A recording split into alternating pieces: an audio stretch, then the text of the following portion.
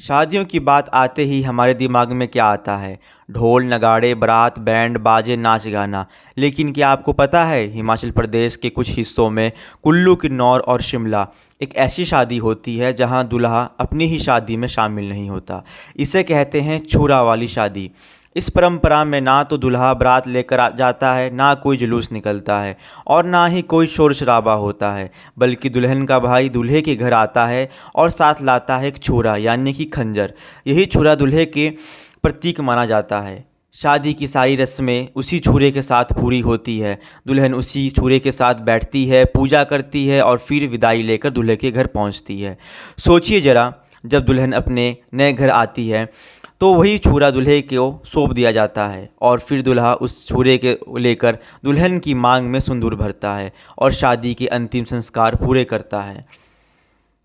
कहा जाता है कि ये परंपरा उन दिनों से शुरू हुई थी जब लोग भारी भरकम शादियों को अफोर्ड नहीं कर सकते थे। बैंड बाजे दावत बारात इन सब का खर्चा बचाने के लिए छुरा वाली शादी का चलन शुरू हुआ। शादी सीधी साधी लेकिन पूरी तरह पवित्र। आज भले ही बड़े आयोजन आम हो गए हों, लेकिन हिमाचल की ये परंपरा हमें याद दिलाती है कि शादी का असली मान यह है संपर्क, पवित्रता और सादगी, ना कि दिखावा। क्या आपको लगता है कि ऐसी शादियाँ आज भी ज़रूरी है?